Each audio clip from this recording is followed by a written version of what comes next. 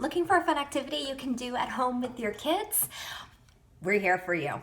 So today, why don't you try making butter with us? All you will need is some whipping cream, a mason jar with a good lid, and a couple marbles. Here we go.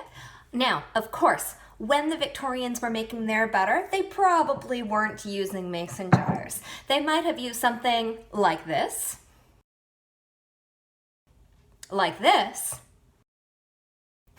or even maybe as big as our rocker churn. This is in the Henry House kitchen, and it always gets a lot of interest from our visitors when they see it.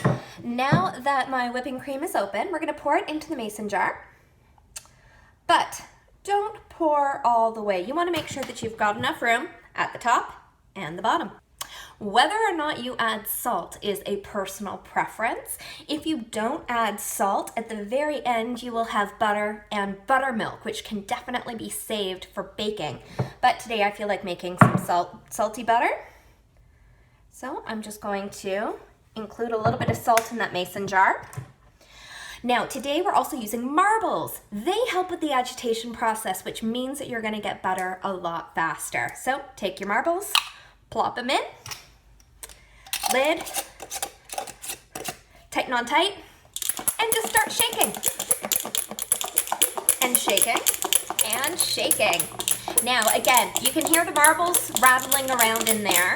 And like I said, they help with that agitation process, helping all the fat in the whipping cream come together, because really that's what your butter is. It's the fat in dairy.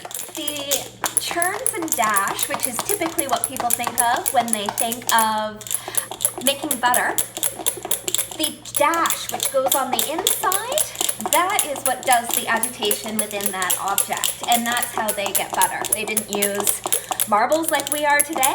Now, towards the end of the process, it will feel a lot more difficult to do your shaking.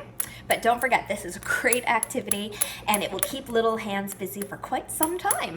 Now, at this stage where it feels a lot more difficult to keep shaking, that is probably when you've got something really close to a thick whipped cream. Keep going. You can see that it's all kind of separating. It's starting. Can you hear that? We are almost there. You can definitely see separation between the butter and the buttermilk. And there you have it. You can definitely see the liquid and the butter. At this point, make sure that you put your buttermilk maybe into one container.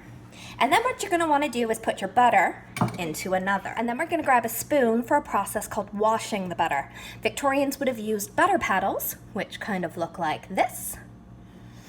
But washing it basically means you're taking your butter and you're squeezing as much of that extra buttermilk out as possible. Because the buttermilk, if it's left in the butter and not used up quickly, it means that the butter might spoil a little bit more quickly. But there you go, fresh homemade butter.